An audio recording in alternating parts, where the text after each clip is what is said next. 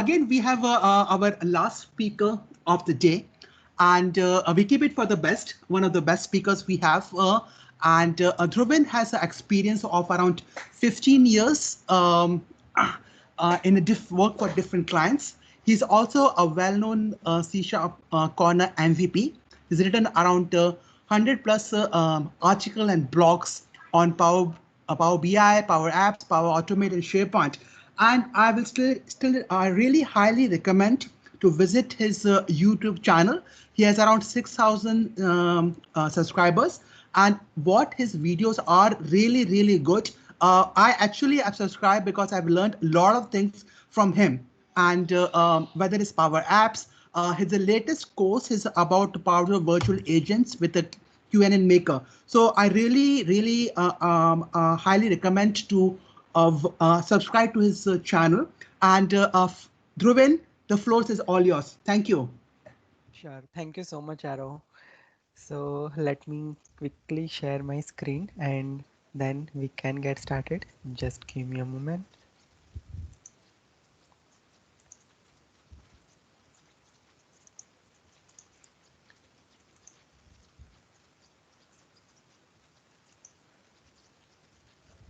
So let me know once you are able to see my screen. Yes, Dhruvin, we can see your screen. All right. Thank you so much, Arrow. All right. So first of all, I welcome you all for attending this session. So in today's session, we are going to talk about how we can explore Power BI in Microsoft Teams, and we will be talking about some of the newly rolled out feature in Power BI, which is smart narrative visualization and anomaly detection. So that is the overall thing that we are going to discuss about in next 45 minutes. So before we get started, let me give you a little bit introduction about me. I think Aro mentioned about me everything in his conversation, but let me just talk a little bit that I'm working as Power Platform Specialist and Office 365 lead in one of the company at Gujarat, India. I am an active blogger and YouTuber, having published around 120 plus articles and 450 plus tech videos on my YouTube channel. And here is the link. This is the short link, that is linktree/dhruvin.shah. So once you click on that, you will be redirected to one of the page. From there, you will be finding all of my links, my YouTube, LinkedIn, blogs, information, Twitter, Facebook, and GitHub. So you can follow me on all social media handles using this particular single link over here. Apart from that, if you have any question, you can directly reach me out on my email address, LinkedIn, or Twitter, Facebook account. So before we get started, as we have seen the title of my session, which is Microsoft Power BI in Microsoft Teams. So basically, in throughout the session, we will be going to discuss three major things. First one is that we are going to explore the Power BI in Teams. So as we all know that in modern collaboration, most of the things now people are trying to access from the Teams. So we'll be talking about the Power BI in Teams capability first. Then we will be going to talk about the smart narrative visualization in detail. And at last, we will be talking about the anomaly detection in Power BI. So now let me get started with the first part of this session, which is exploring Power BI in Teams. So now let me just directly talk about the first half of the agenda, that is exploring Power BI in Teams. So first of all, what we are going to do is we are going to add our Power BI application in Microsoft Teams first, and then we will be talking about some of the capabilities like searching the reports in Teams, or let's say if we want to share any reports or any specific visualization in the Teams channel or chat, how can we do that? And at last, we are going to add Power BI reports as a tab into Microsoft Teams, and we will be talking about the licensing as well as how we can simply pin the Power BI app inside the Teams. So now let me move directly to the practical part of this session. So here I have opened my Teams account on my screen. Now, as you can see that at this moment I have opened Power BI in Teams. This is one of the team and it is the general channel of that particular team. Now, the very first step is that we need to add this Power BI application inside our Teams. So this announcement is something that has been happened in Ignite 2020, and after that that feature is available. Now, in order to add Power BI to our Microsoft Teams, first of all, we need to go to the left navigation over here, and we just need to click on ellipsis icon over here, and we just simply need to search for Power BI. So basically, this will Sorry, Driven. Sorry. Are you sharing the screen? I can't see the screen, please. yeah, I am sharing the screen. Let me reshare. Reshare. All I don't know whether other people. Can you reshare it again? Yes, we can see yeah, it now. Thank you. Sorry about the trouble. no worries. Thanks for that. All right, so let me just show the step. Maybe we are not able to see my screen. So basically here we have the Teams left navigation. And first of all, we are going to add our Power BI application from the left navigation of the Teams. So basically we are clicking on the ellipsis here and we will be searching for Power BI. So that will open this pop-up for us. And now we just simply need to click on add. So basically it is the first step in order to get started with Power BI in Teams. So basically we need to add our Power BI application within the Teams. Now this application has been added here, and now let me just pin that application so we will not lose it from the left navigation and we will be always have that handy. So I'm just pin the app by pressing pin. So it has placed properly here. Now let me talk about the overall team integration within the teams. So how the experience is going to look like. So basically here I have opened the Power BI service account. So basically in Power BI service we have the this type of UI available where we have home screen and this type of left navigation, and from here we can access our different workspaces and all. So similar experience we do have in the teams when we are integrating our Power BI in our Teams application. So here we have the similar home, similar left navigation experience. From here we can check for our different workspaces, reports, dashboard, dataset, everything. Now let's say for an example, here I want to search few things about my report or my workspace. Then how can I search that? Because it's the global navigation search for Microsoft Teams. So do I need to lose the Teams context? So the answer is no. Actually, we can search everything within this particular search bar. Now let me show you how we can search within the Microsoft Teams for any Power BI reports or any Power BI dashboards.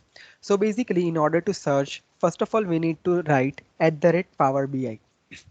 So this is the first keyword that we need to type here, @Power BI. So once here in suggestion it is provided. Now let's say if you are login or sign in for the first time, basically at that time we need to provide our credential. We need to provide our Microsoft 365 account. Now once we click that, it will be search here option available. Now here you can search for any report that you wanted to search. So let's say I just wanted to search for attendance report. So I'm just typing attendance, and based on that it will provide me different suggestions here. So let's say here I have one of the report that I prepared. So basically that report is being searched here. Now let's say I just wanted to open that report. So I'm just clicking on open over here, and that will open the Power BI report in the same Teams context over here. Also, before I click here, let me talk about some other options as well. So here we have open option, subscribe option. Subscription is something like if you want to configure the subscription for our Power BI report. And here is the copy link option. So that will copy the similar type of card. And if we want to send anyone to a personal chat, or let's say in the Teams channel, we can easily send that. Now I'm just simply clicking on open. So you can see that that particular report is going to be opened into my Teams environment itself.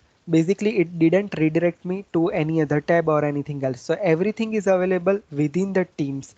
So this is one of the cool feature. Now here we also talked about this subscribe option. So once we click on subscribe, so basically this will open the same thing by opening the subscription option. So basically on the left hand side, on the right hand side, it will open the subscribe option for us. So let's see how that will going to be look like. So let it to be loaded, and let's see.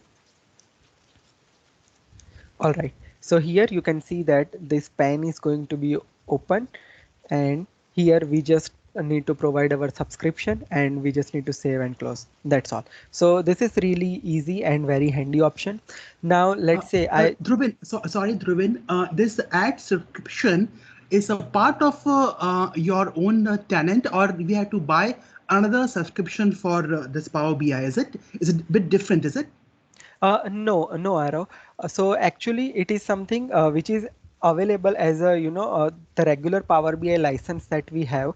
We have the we can use the same licensing in order to use this Power BI within the Teams. And this subscription is something which is a report subscription. Like let's say for an example, I just wanted to send this report daily in the email, like one screenshot for this particular report. So this is the same email, subscribe to email functionality that we do have in the Power BI service. So with the Pro license as well, this will work. No additional licensing is required over here. So which means we can use the same subscription irrespective whether it's Power BI desktop free edition or Pro edition. Is it work for both scenarios? Is it? Yeah, yes, Arrow. It Okay. will work for both scenario. Yeah, thank you. Yep. All right. So that is the second thing. Now let's say when we search this particular report, let's say attendance report, uh, let's say we have copy option here. Now let's say I just wanted to copy this link, and now I'm just going to my Teams, or let's say I'm just going to a personal chat, and let's say one of the user from my tenant is Tejal, and I want to share this report with her. So I'm just pasting that copied link, and you can see that this type of card is already been appear. So this is how I can just write few information that review this report and just click send. So this is how we can easily send the report across the Teams individual chat, or let's say if you want to share the similar thing into Teams channel, we can do the same thing. And when the user came here and just click open, the report will be open inside the Teams itself. So this is the search thing in Microsoft Teams. Now let me talk about some more interesting feature here. So I'm again going to my Power BI home screen, and now let's open any of the reports. So yes, this report is being opened here. Now here we have two options. One is chat in Teams on the top side, we can see. So basically this is the feature which is generally used. It is similar like a sharing behavior. So let's say for an example, if I'm, let me just close that out. Sorry. Let me just go home again, and let me just open any report, and let me just open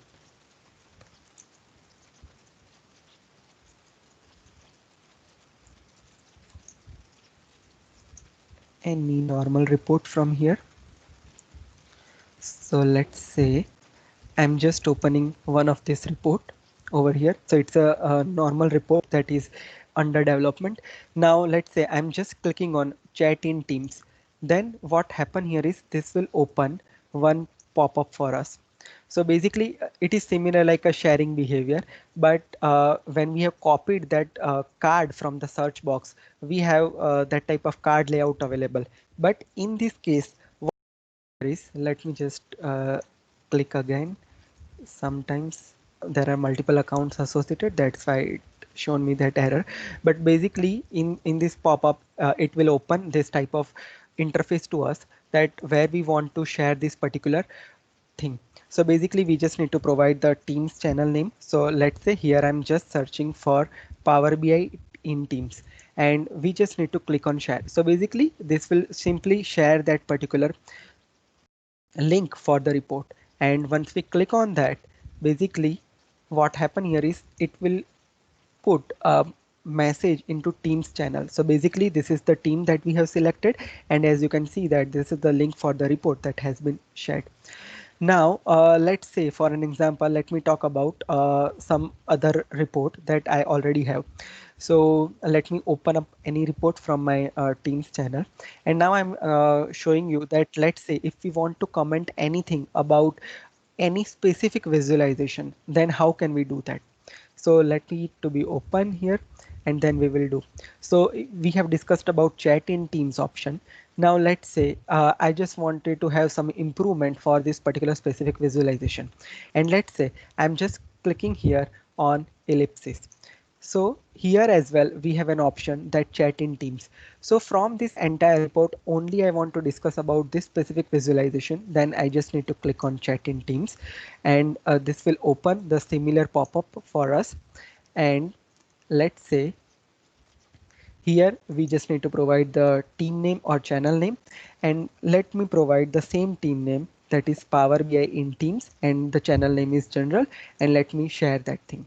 So what happened here is once we share this specific visualization, and let's say that message has been prompted into Teams like this, and when we click on that, what happened here is only that specific visualization will be highlighted over there, so that end user can easily understand that how that thing is going to be look like, or what is the main agenda for sharing that particular thing. So here you can see that all the other visualization are in the gray at this moment, and only the highlighted visualization is the bar chart that we have highlighted. So the screen has been displayed, and here is the thing. So this is the overall search experience, as well as sharing the report behavior into chat and Teams. Now let me talk about one more thing here. So let me just go again to my Power BI home here. So let me just click on home page. And now let's go to any of the team over here, and let me discuss about the tabs behavior in Teams. So let's say here is my team, and this is the general channel of my team. Now I just wanted to open any report as a tab. I just wanted to add report as a tab. So how can I do that? So here we have the plus icon available, and here we have the Power BI tab option to be added. So we just need to select Power BI from here, and basically this will show all the workspaces or apps that you have an access of. So let's say for an example, I have this many of workspaces access, and let's say from this particular workspace, I just wanted to have this tab to be tabbed. So I'm just selecting that particular report here and just clicking on save. So what happened here is this particular report is going to be added as a tab to my Teams. Now we have some question about permissions. So let's say for an example, if we consider this particular report, that is PBI Hotel DB02. Now let's say for an example, let me show you the members of this particular team first, so we can understand the better. So I'm just clicking on manage teams, and at this moment in this particular team I only have two users, Dhruvin and Tejal. Now let's say for an example, the report that we have tabbed over there, let's say Tejal do not have the access of that report on actual workspace. So let's say this is my actual Power BI service, and here this is the adults mobile view report workspace, and we will go to workspace setting, and we are just going clicking on advanced, or maybe let me just do one thing. Let me just clicking on workspace access, and let's say at this moment on this workspace only Dhruvin has an access. Now other user don't have the access of this workspace, so of course they are not able to open this particular report. So basically the main condition here is that, like, let's say if you have shared the report in the Teams, that means that you also need to add that user to the workspace access. Otherwise that user will not be able to see this particular report over here.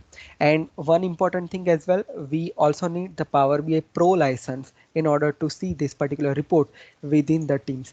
If the user hasn't assigned with the Pro license, they will not be able to see. Also, if they do not have an access to that specific workspace, they will not be able to see this particular report over here. So basically it will ask for to sign in for them. So this is the one important thing that we need to consider while we are sharing. So this is the overall Teams experience for Power BI. So these are the some cool features, and now as we know that with modern collaboration, most of the things are integrated in the Teams. Let's say Power Apps, Power Automate, Power Virtual Agent, everything is going to be integrated within the Teams. So team is going to become a central workplace from where we can access the different office apps. So Power BI is also the one of them, and this is how we can these are the major highlighted feature that I have discussed. Otherwise rest of the thing you can use same as it is. So this is the first portion of the session that we have discussed. Now let me talk about let me just reshare my PowerPoint slide, and let's get started with the second portion, which is smart narrative visualization in Power BI. So let me talk about some theoretical portion, and then we'll go with a step-by-step demo for smart narrative visualization. So the first thing arise in your mind that what is smart narrative and how it is useful to our business. So basically, smart narrative visualization is something which helps us to quickly summarize visual and reports by providing the relevant out-of-the-box insights that are customizable. Now let's consider an example that you have developed one of the report, and now you are going to represent the same report to your client. So what we are basically doing is we are taking some screenshot from our report and just prepare one PPT and just display the things that we want to represent. Like let's say what is the highest sales data, like from this particular graph, which one has the highest sales amount, which one has the lowest sale, and monthly sale if you want to represent. So this is something that we are building with the help of PowerPoint presentation and all, but with the help of smart narrative this work become very easy. So now we have the dynamic and always fresh insights for our data to be available. So I'm going to explain more thing when I'm going to represent my Power BI slide. So we will be getting better idea that what is the actual use of it. So here for specifically for smart narrative, I'm going to represent two demos. One is something, let me quickly show you that what we are going to build here. So let's say for an example, this is one of the sample Power BI file for COVID-19. So it is representing the active, confirmed and death by different state of India.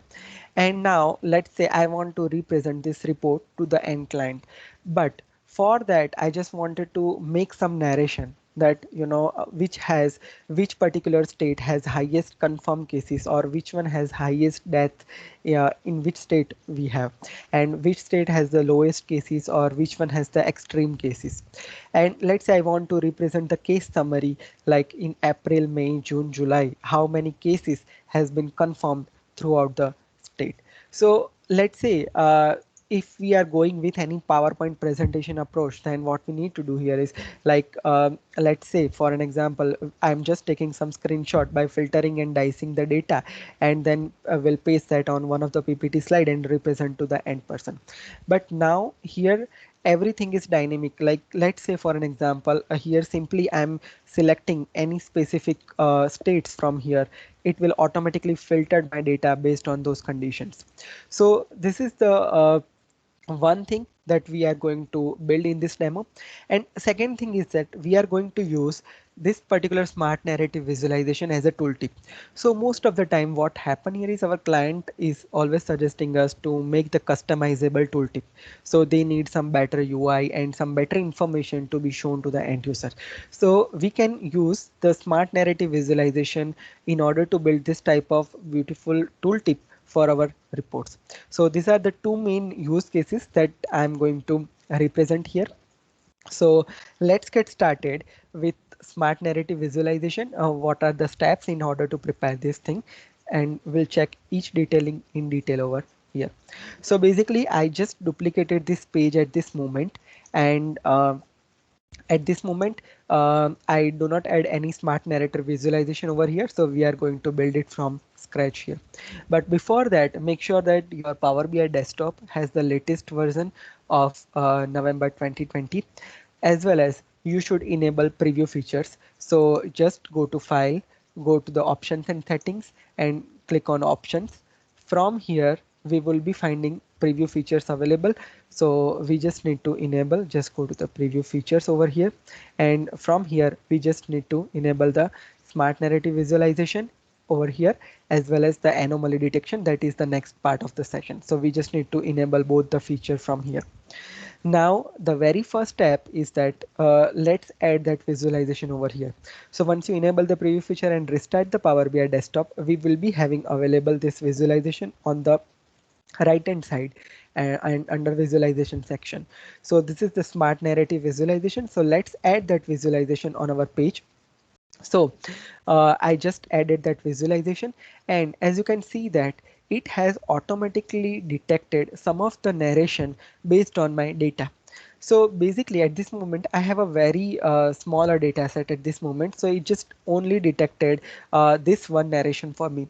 But for actual production or actual real data, it detects some of the great insight that we want to represent to the end users. So let me just give you a little bit idea about the data source that I have used. So basically I just used two different tables here. One represents the state-wise data, meaning for each individual state how many confirmed, recovered and death cases are there, and second one is that the detailed information about the each cases. So basically it will show the daily data over here by each state, for each individual date how many cases has been tracked. So we are kept having two different tables over here. Now we want to create the similar representation over here, that which are the highest cases, death cases, lowest and extreme cases. So now let me talk about that, how we can create that thing. So let me just remove this portion from here first, and we are going to prepare each custom thing over here. So now let me just first provide a label that highest confirmed cases. So I'm just writing here like this. Now how can I find the highest confirmed cases? So for that we just need to click on value section from here, and now from here we just simply need to ask the question. So it also supports the natural language. So this is similar type of Q&A visualization that we are already using in Power BI. So let me just ask a question that which state. So basically state information is coming from this state wise table. So this is the table name. So which state wise data state has highest confirmed cases. Confirmed is something that we need to take into state wise data, and then which are the confirmed cases. So we just need to find confirmed. Let me just correct this spelling. Confirmed.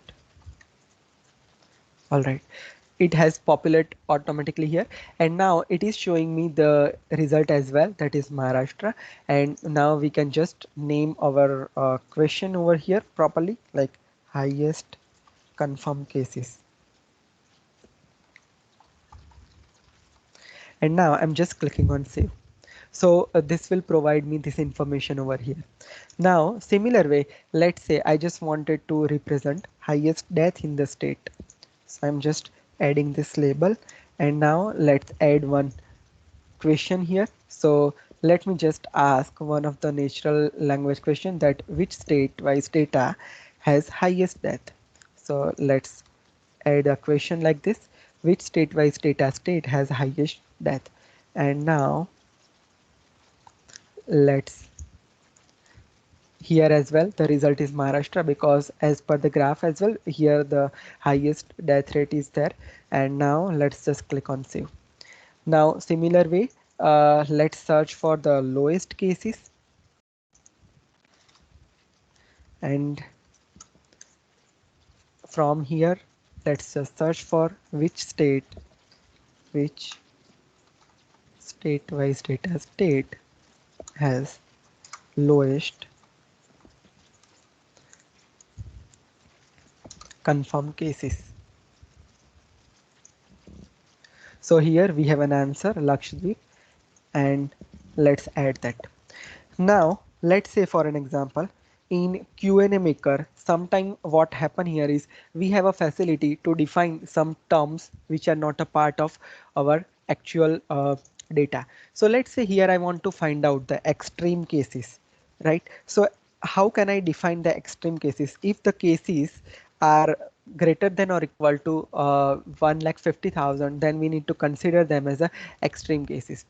Now, I just wanted to search anything like extreme cases by state. I'm searching a term like that. Then what happen here is it will not find out that information because this particular model don't know that what are the extreme case. So now let me search anything here over here, and it will show the red line. So actually you in actual scenario you need to search for extreme case and you will be finding red line, but at this moment I already defined that term, so I'm just showing you the procedure that how to do that. So once if you search extreme case and if appears red line, you just need to click on that red line, and now here there is an option to define that particular term. So let's open that thing.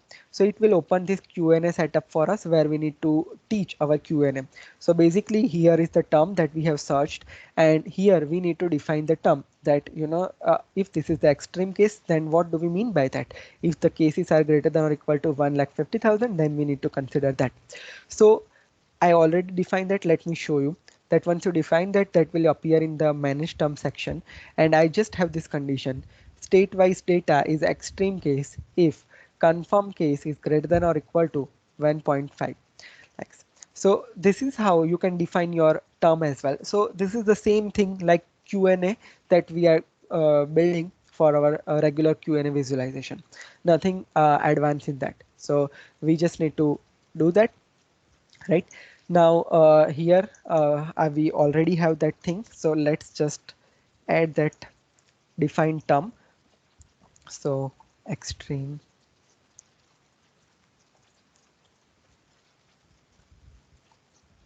case. All right, and here we have an answer for the same. Now these are the things that we did. Now I just wanted to show some analytics, like in April how many cases are there, in May how many cases are there. So that is how we can also use the similar type of questionnaires, that total confirmed case in April. So I'm just using the term that total state confirmed in April.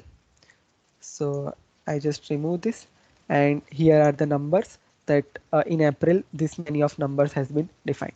So this is how you can similarly do for May, June and July month. So I'm not going to repeat that procedure. Now at the last part is that we just need to format this particular smart narrative visualization. So here is the toolbar that is being provided. From here we can just customize like this. So basically I just provided some background color and just increase the font size and all, and that is how it is going to be look like. So this is the basic procedure for creating this smart narrative visualization in Power BI. Now this also support cross filtering as well. As I've shown you at the very beginning, we just need to press Control and let's select multiple data points. So let me just select out. So let's say we have selected this many of points, and from here it has filtered my data based on the selected fields from the bar, and all the cases summary is also been filtered based on that. So this is how we can simply prepare the smart narrative visualization. Now as I asked in the very beginning, that let's say if I wanted to have this smart narrative as a tooltip, then how can we do that? So let me show you that thing as well. So this is the same procedure, only thing is that the use case is different. That if you want, now we have a very good option to customize our tooltip like this. Like if you want to represent any text data, then this is the very good approach that we can take. So basically in order to do that, what we need to do is we just need to create a new page, and let's just set its type as a tooltip. So just go to the page size over here, and from here we just need to select tooltip page, and now here you just need to add your smart narrative visualization. So let me just show you, and this will automatically draw some insights based on the data that you have. Now let me just talk about the thing that I'm trying to show here. So basically this is one of the organizational training data. So let's say for an example, there are different groups in an organization, and each different group has some training that are to be conducted. and for that training, that is something that total number of users are there, that and from the total users, how many of them are completed their training and what is their completion rate. So this is the overall thing that we are representing here. Now similar thing that we have prepared here, like that we have discussed already in the first demo, that I just took different labels here and just created different question that I just wanted to display group name. So just use the group name column from here and it will provide that information. And similar way, other different insights are also there, that number of participants who has completed the training and what's the completion rate. And after that, what we need to do is we just wanted to set that particular visualization on this particular chat. So we just need to go to the settings, and after that we just need to go to the tooltip section and just need to select report page tooltip, and we just need to select the page name that we just created, and that is how that tooltip will be available for us. And the smart narrative as a tooltip is also good option to redesign or redefine your tooltip for your Power BI report. So this is all about the smart narrative visualization in Power BI. So this is the second concept of the session that we discussed here. And now let me move to the last topic of this particular session, which is the anomaly detection in Power BI. So let me share my slide and let's get started, that what do we mean by anomaly detection and how it is useful to our business data. So let me just share my PowerPoint presentation and let me talk about the anomaly detection first. So anomaly detection is something which is basically used to find the anomalies from our data. Now, what do we mean by anomalies? Let me just explain that with a very simple term. So anomaly means oddity in the data. So let's say your data is following some pattern, and if there is a sudden change in your data at any point, that is going to be detected as the anomaly. So this is the very simple term that we mean by anomaly. So basically, in Power BI, anomaly detection is something which is helping you to enhance the line charts by automatically detecting anomalies in your time series data. Now, this anomaly detection is something which has been announced in Ignite 2020 this year, and in last month we have that feature available as a preview at this moment.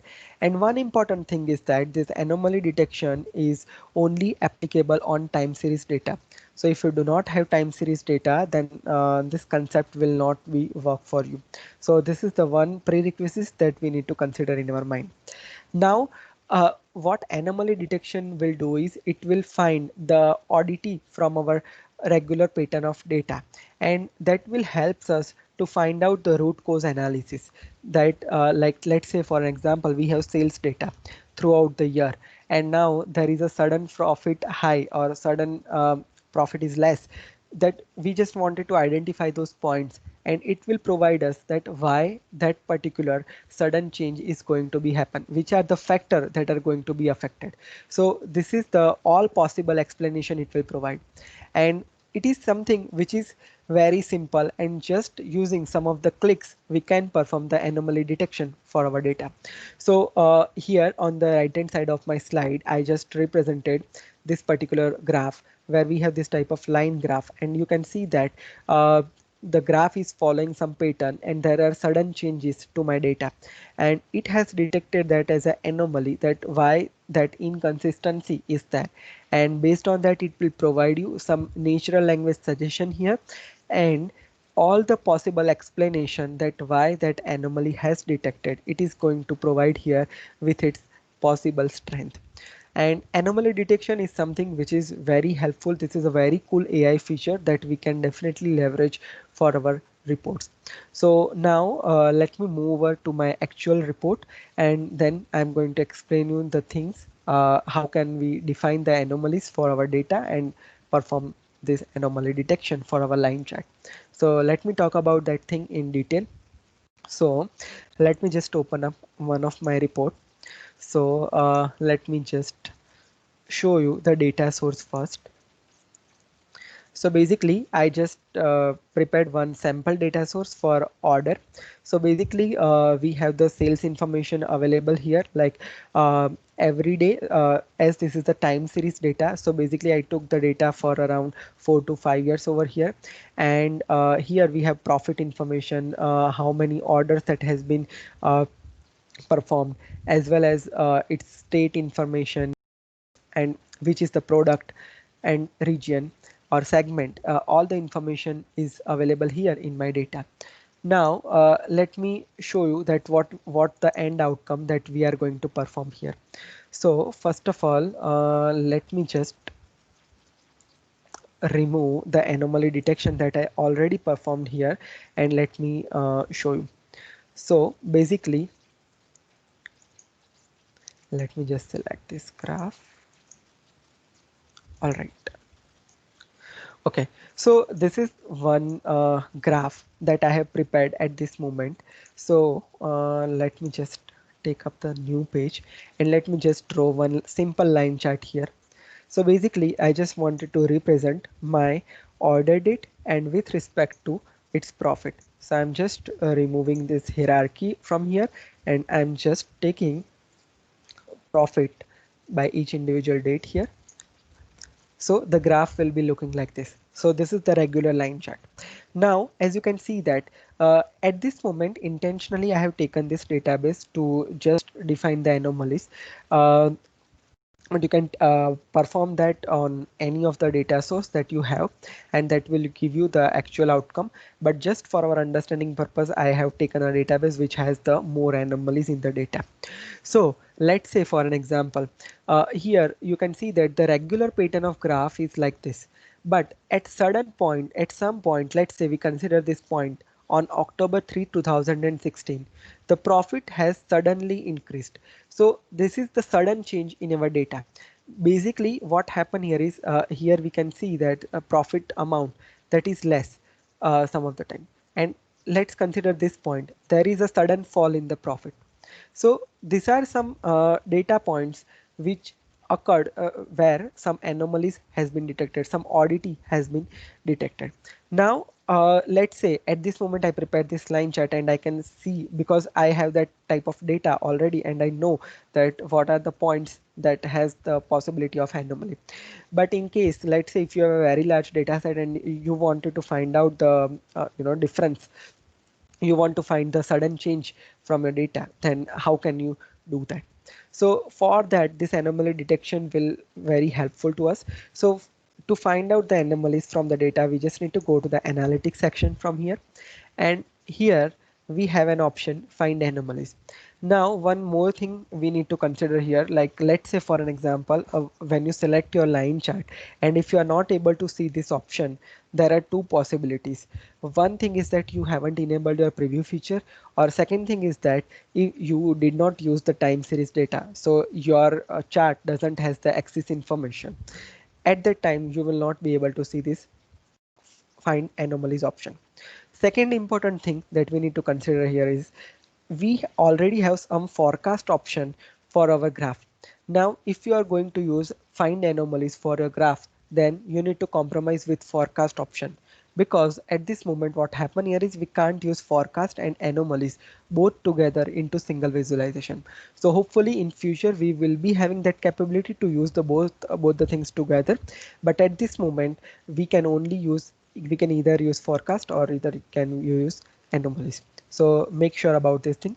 Now we just need to expand this find anomalies, and we would be having add option over here. So let's just click on add. So basically once we click on add, you can see that it enables some of the option for us. So first option is the sensitivity option. Second is explain by, then anomaly shape, shape size, anomaly color, expected range style, and expected range color. So these are the different options that are available. Now let me talk about each individual option in detail in order to prepare our chart in a better manner. Now, the first option here is sensitivity. So what do we mean by sensitivity? So let's say At this moment, we have 70% by default added as a sensitivity, meaning my anomaly algorithm is 70% more accurate. So it will find 70% more accurate result over here. So what happen here is, even if there is a small change or small deviation in the data, it will detect as anomaly. Let's say for an example here, it has detected so many data points as an anomaly point, but as you can see that this particular specific portion, maybe there is a possibility that there is a minor change, but still it is detecting as an anomaly because we have set higher sensitivity over here. Now I do not want to, make any small change. I do not want to detect any minor pieces from my data. I wanted to have sudden or drastic change in my data. So let me just decrease the sensitivity around 30%. So you can see that the data points has been decreased. Now it is only showing the point which has sudden or unexpected change from my data. So we just need to play with the sensitivity column here. Now, let's say for an example, I'm just clicking any of the point from here. Let me just click on that particular anomaly point of October 2, 2016. Now, here it will give you the natural language expression that profit was unexpectedly high on October 2, 2016. It had a value 8,732.38, which is above the expected range, vary from minus 663.33 to 859.65. So this is the expected range, but it has the sudden change like this. So that's why it has detected as anomaly. Now, which are the factor that made that particular rate high? Now it is giving that explanation to us here. So let's say here it is saying that region is central, that is the possibility of 51%. Now let's expand that and it will show us the graph that profit for region central was unusually high, which may have lifted the profit total. So due to this particular thing, this unexpected change has been occurred in the data. Now let's say if we want to just provide the explanation to the end user to why this particular thing has happened. So we just need to click on add to report, and this will add this particular graph to our data. So basically this will compare profit, regular profit versus profit for central. So that is how we can identify. Right now, let me just remove this and let's check the other possible explanation as well. So it has detected the explanation based on all the major column from our data set. So it has detected based on region, segment, shape mode, subcategory, category, state and city. And based on that, it is also showing its strength as well. These are the parameters that are that are considered to higher anomaly over here. Now, let's say for an example, I do not want to consider all the columns for an explanation. I just wanted to know that let me just give the reason based on region and segment. So how can we do that? So for that, let's select this graph. Just go to the anomaly section, and here we have the second option, explain. So basically explain by is nothing, but we just need to provide the column that for possible explanation, which column do we need to consider? Do we need to consider all the columns, or do we need to consider only specific column that we need to provide? So let me just provide here. Let's say I just wanted to find out the explanation based on region, and let's say I need another column as segment. And now let me just click on apply. So what it will do is it will only find the results based on this particular two fields, that why the expected outcome is high or low. So this is how the second property will be looking like, that is explained by. Now third thing is that anomaly shape. So this is just a UI property. You can change the anomaly shape over here, and you can simply change its color as well using this option. Now let me talk about expected range style. Now this is very important property, but before we do that, let me just provide the scroll for my axis over here. So I'm just going um, zoom slider. I'm just enabling this zoom slider for my visualization, so I can zoom in my axis. so that we can understand the next feature properly. So this zoom slider is also something which is also available recently in the last month update we have rolled out. So now we can zoom in our axis as well. So this is one additional thing that we need to consider. Now let me just zoom this a little bit so I can zoom some specific data point to you and we can explore the property more in detail. Now let's say I'm just going to analytics section again, and now here we have an option that expected range style. So let's say for an example, at this particular we have detected anomalies, but I just wanted to know that what was the expected range and what we are getting exactly getting here. So this is something which we can get easily with this option. So let me just change the expected range style as a line, and it will draw this type of line just for our actual graph. So you can see that at this point the anomaly has detected, but what is the expected range that is to be represented by this gray line. So let me just change the color of this one so we will be getting better idea. So let me just make its color as this dark line. Let me just increase the transparency, and now here you can see that this is our actual line and these are the expected range line. So let's say if the anomaly is detected over this point, then what is the expected range that we can find. So here we can have our tooltip as well, that what is the expected minimum value and maximum value and what the actual value that do we have at specific point. So these are the overall property of this particular find anomalies option. I think I covered all the properties in detail over here. Now let me just talk one more thing, last thing over here, that at this moment let me just remove up this possible explanation so we can just check the all explanation. Let me just from here and let's click apply. So now it is showing me all the possible explanation, and we also discussed that we can add anything to over here as well in a form of a graph. Now let's say this is the desktop view where we are demonstrating this anomaly detection at this moment, but what about the mobile view?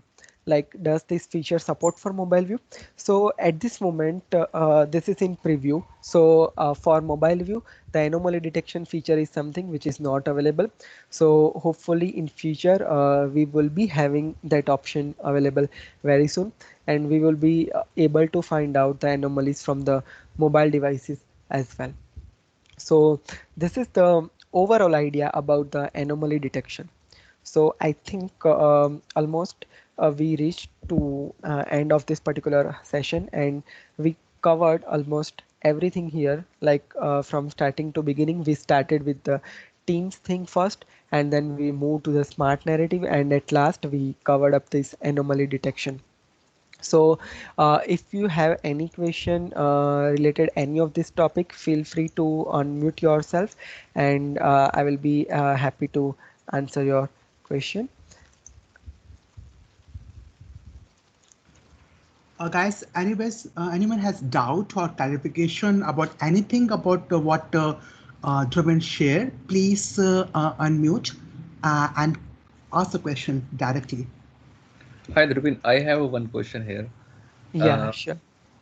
Means like because for me it's like a completely new topic. It's really nice, and I just want to know that what's the accuracy of this data and charts, means like, and how much data will be required for doing the correct prediction for the anomaly detection. Okay, so basically the accuracy is totally, I can say that it is in preview at this moment. So as I have analyzed I just used this feature for a few of my clients. So I found that around we are getting around 95 to 98% of accuracy over here.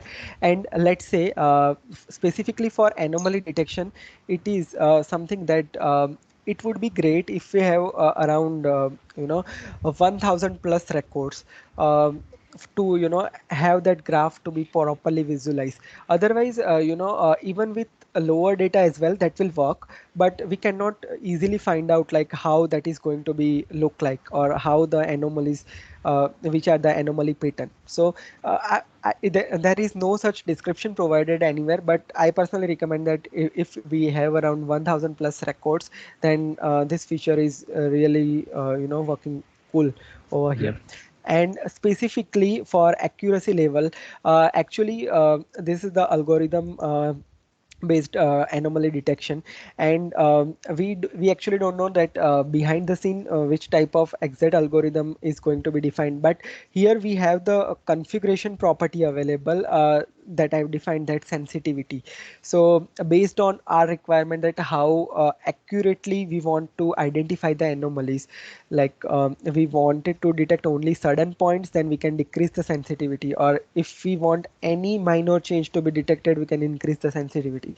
So that is one option for accurate anomaly detection over here, that is to be provided. Okay. Thanks a lot. Yeah, actually, yeah, it's good. Dhruven, these sample data sets, right? Will you sharing with the community? I mean, like how we can get these data sets? Okay, so actually I downloaded for one of the ML database over here. So I will provide the link of my GitHub repository as well, which dataset I am using that. So you will be able to see that. But yes, for this particular specific thing, I specifically downloaded an anomaly detection database so that I can represent thing properly. Because what happened here is in our actual real data, like specifically there are no such minor changes, but just to represent that how this entire thing is working, I just used a specific data source over here.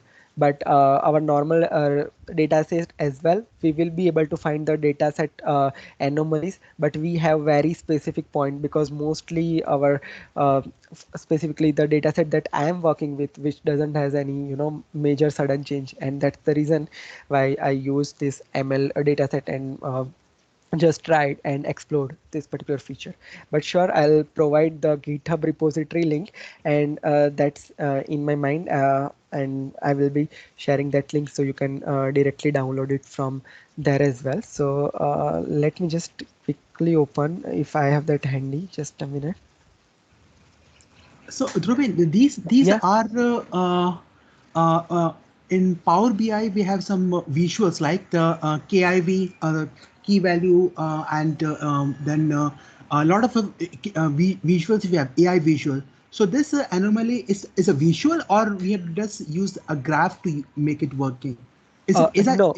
Is it AI visual? No, it's not a visual. It's a feature that has been added to the line chart. So Ah, let's say, okay. yeah. So Aro, if you know about like how we can do forecasting for our data, so we just go to the analytics section for any of our line chart, and we have the similar forecast option if you want to represent maximum constraint line, trend line.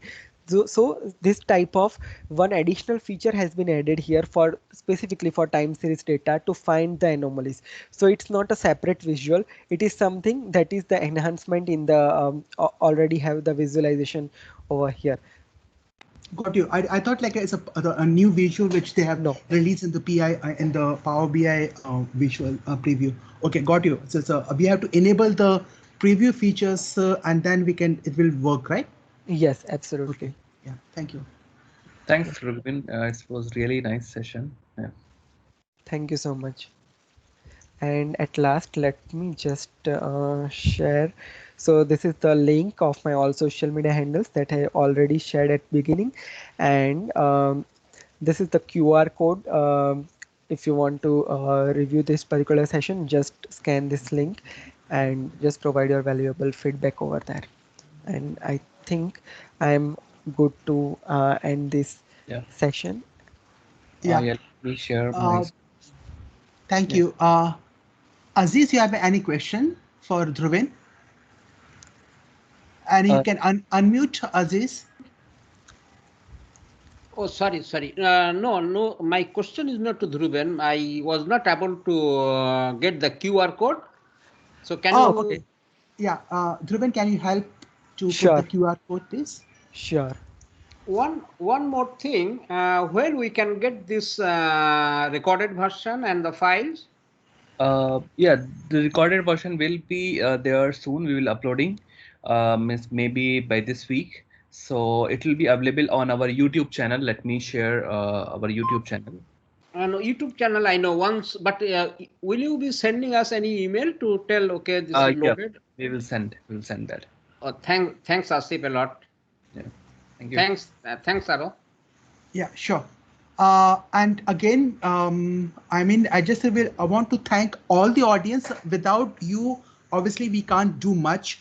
And the second is all the speakers who speak in today's session: Gogula, John, Taib, Kiki, Anil, Mandy, and Dhruven. All the speakers have shared a lot of amazing content, and we are just the organizer, we just a medium, but the main speakers and the audience are the key to have a successful event. So I'm really thankful the entire APAC data event, including Asif, Pio, Sanjeev, Dinesh, have done a lot of good work, and we tried a lot of things to have a good content for you guys, so that you can share and have a more knowledge about how things works, from ML to Power AI to Power Automate, ML, a lot of things. So Asif and PO, anyone can just have any closing thoughts on this particular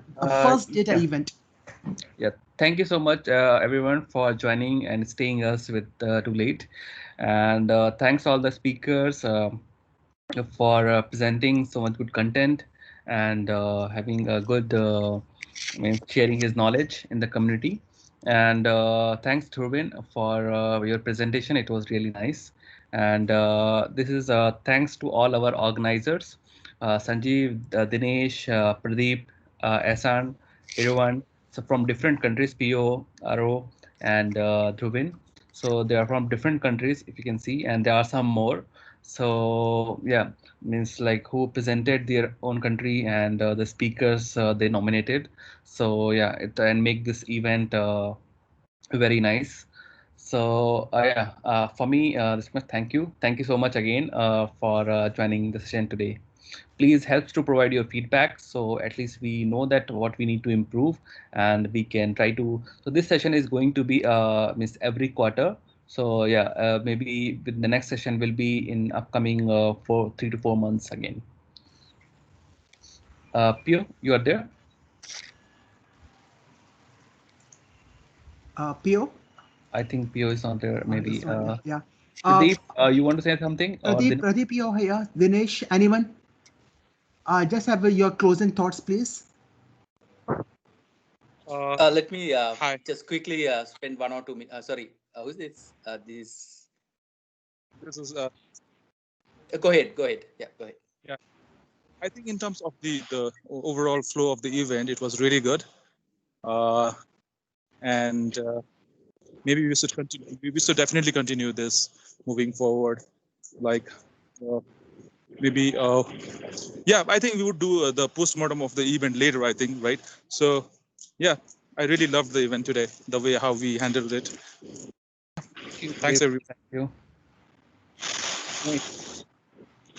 Dinesh, thanks, Pradeep, for your inputs, please. And Dinesh, please, you are the one of the key organizer and one of the actually the one of the brainstormer who actually started the session with. I think Sanjeev is not here, but again, any closing thoughts before we wrap up this event? Sure. Let me just take 1 or 2 minutes. I know that everyone has been working since morning, and so I'll make it quick. So first of all, the participants, thank you very much. As Aro said, without you all, we have no way of completing this in a successful manner. So thank you very much for everyone who joined with us. I believe that you got what you really wanted. Second, speakers. Yes, like without speakers, we cannot do anything. So you did really well. The deliveries are really good. I heard certain comments. A few people actually called me and said that these things they have never ever seen. This is the first time they heard these type of things. So I'm really happy to hear things like that. So again, thank you very much for all the speakers. Special thanks goes to Mr. Sanjeev. He is the person who initiated this. He pushed us for getting this thing done. And luckily, when I was talking with Sanjeev, we found 3 great, smart SQL or data enthusiasts, Arrow, Asif, and Pio. So you 3 did a really good job, and that was awesome. Like I don't have I have no words to explain the things you have done. That was really great. You have done it really well. So thank you very much, you 3. You have done a wonderful job, and we'll be definitely continuing this. So thanks again. Thank you, everyone. Thanks, Dinesh. Thanks for your kind Thanks, words. Dinesh. Thanks for your kind words and all. I think Pio is not here, so I will convey this message to Pio soon. But thanks for your inputs. And again, I want to thank everyone who attended the event. It's all those late evening or Saturday. I think you guys need rest, attendees, speakers, and we also need rest. So please. Take a break, and then we will join the session again after 3 or 4 quarters. So maybe in next quarter. So we just tune for that. We have another session soon, right? Sure. So so I will be sharing the recording soon. Means will be, and if you have any comments or any feedback, please reach us out.